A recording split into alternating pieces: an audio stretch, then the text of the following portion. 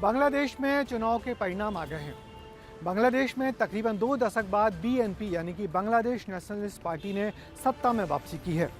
सत्ता में वापसी के बाद भारत से क्या होंगे रिश्ते और बांग्लादेश में कट्टरपंथी ताकतों को वहां की जनता ने कैसे मुंह तोड़ जवाब दिया है, इस पर ये देखिए हमारी खास रिपोर्ट। बांग्लादेश में चुनावी शोर अब थम गया है। नतीजे आ चुके हैं और नतीजे चौंकाने वाले हैं। पूरे 20 साल बाद सत्ता में बांग्लादेश नेशनलिस्ट पार्टी यानी बीएनपी आई है। बीएनपी ने कुल 213 सीटों पर अपना झंडा गाड़ ऐतिहासिक जीत हासिल की और अब तारिक रहमान प्रधानमंत्री की कुर्सी पर बैठने के लिए तैयार हैं। बांग्लादेश में 2024 के बड़े आंदोलन के बाद पहली बार 12 फरवरी को राष्ट्रीय चुनाव हुए और इस चुनाव में बीएनपी जीती। अब बीएनपी के एक्टिंग चेयरमैन तारिक का ही प्रधानमंत्री बनना तय है। रहमान पूर्व प्रधानमंत्री खालिद जिया के बेटे हैं। 2008 में भ्रष्टाचार और अन्य आरोपों के बाद वो 17 साल तक लंदन में निर्वासन में रहे। 2018 में बीएनपी के अध्यक्ष बने और वीडियो लिंक से पार्टी चलाते रहे। 2025 में 17 साल बाद बांग्लादेश लौटने के बाद जनवरी में खालिद जिया की मौत के बाद वो पार्टी के चेयरमैन बने और उन्होंने इस चुनाव में 2 सीटों से चुनाव लड़ा। किस्मत ऐसी कि अपनी दोनों सीटें ढाका और बोगुरा में जीत हासिल की। बांग्लादेश की 3 तस्वीरें देखिए जिसने बांग्लादेश की तस्वीरें बदल दी। पहली है 5 अगस्त 2024 की, जब शेख हसीना ने बांग्लादेश छोड़ा। दूसरी है दिसंबर की, जब रहमान 17 साल के निर्वासन के बाद बांग्लादेश वापस लौटे और आज उनकी ऐतिहासिक जीत हुई है। उनके साथ में उनकी पार्टी की भी वापसी हुई है। ऐसे में उनका प्रधानमंत्री बनना तय है। इस कदम से भारत पर कई स्तरों पर असर पड़ सकता है। रहमान के नेतृत्व में भारत बांग्लादेश संबंधों में नई शुरुआत हो सकती है।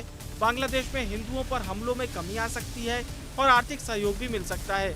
लेकिन रहमान की मां खालिदा जिया के शासन में भारत को ट्रांजिट अधिकार देने से इनकार किया गया था। बांग्लादेश, पाकिस्तान, चीन गठजोड़ की आशंका है, खासकर अगर बीएनपी जमात के साथ बैलेंस करता है। इसके अलावा रहमान पर कई सारे आरोप लगे हुए हैं। ऐसे में आगे दिक्कत कर सकते हैं। साथ ही कुछ विशेषज्ञ मानते हैं कि हसीना को समर्थन देने से भारत की पड़ोसी देशों में स्थिति कमजोर हुई है और रहमान को संतुलित रखने के लिए भारत को सतर्क रहना होगा। That would be mutually beneficial to both sides. So this is all good news. जो बांग्लादेश में नई सरकार आ रही है बीएनपी की, जिसका नेतृत्व खालिदा जिया के बेटे रहमान साहब करेंगे, तो उनको हम बहुत मुबारकबाद देते हैं। बांग्लादेश में निर्वाचित सरकार बने और साथ साथ बांग्लादेश के साथ हिंदुस्तान की रिश्ता और मजबूत हो और ताकतवर हो। मैं उम्मीद करती हूँ कि रहमान जी जो बांग्लादेश ने उनको बहुत बड़ी जिम्मेदारी दी है, मैं उम्मीद करती हूँ अब डेमोक्रेसी बहाल होने के बाद जो हमारे लॉन्ग स्टैंडिंग रिलेशनशिप्स हैं वो फिर से सही गति पकड़ेंगे। तारिक रहमान के प्रधानमंत्री बनने के बाद उनका भारत से संबंध अच्छा रहे, इसके लिए भारत ने भी पहल की है। बीएनपी के जीतते ही खुद प्रधानमंत्री नरेंद्र मोदी ने एक्स पर पोस्ट कर उन्हें बधाई दी, जिसके बाद भारत के नेताओं ने भी तारिक को बधाई दी। प्रधानमंत्री नरेंद्र मोदी ने जिस तरीके से तुरंत वहाँ पर बधाई दी है और वहाँ जो जीती है बीएनपी, उन्होंने भी इस बधाई का बड़ा सकारात्मक जवाब दिया है कि एक लोकतांत्रिक देश के प्रधानमंत्री ने हमें मान्यता दी, बधाई दी है। नंबर 1, इससे रिश्ते इसलिए सुधरेंगे क्योंकि आपने देखा होगा हसीना सरकार के गिरने के बाद पिछले कुछ महीनों में भारत और बांग्लादेश के बीच तनावपूर्ण संबंध रहे का स्वागत ही किया है वहाँ के हिंदू नेताओं ने। तो दोनों तरह से भारत बांग्लादेश संबंधों को सुधारने का मौका भी मिलेगा बीएनपी की सरकार आने से। आगे का रास्ता चुनौतियों से भरा है, लेकिन अगर दोनों तरफ से सतर्कता, संवाद और आपसी हितों का ध्यान रखा जाए तो भारत बांग्लादेश संबंध नई ऊंचाइयों को छू सकता है। बांग्लादेश की नई शुरुआत उम्मीद की किरण लेकर आई है। ब्यूरो रिपोर्ट, विस्तार न्यूज। तो बांग्लादेश में तकरीबन 20 साल के लंबे अंतराल के बाद बीएनपी यानी कि बांग्लादेश नेशनलिस्ट पार्टी ने सत्ता में वापसी की है।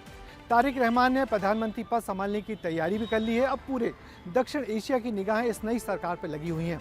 साथ ही ये भी देखना होगा कि नई सरकार से भारत के संबंध, भारत के रिश्ते कैसे बनते हैं। फिलहाल तो भारत और बांग्लादेश के रिश्तों में खटास है, मगर उम्मीद की जानी चाहिए नई सरकार के आने के बाद या नई सरकार की गठन के बाद बांग्लादेश से भारत के रिश्ते फिर पुराने तरीके से सुलझ जाएंगे।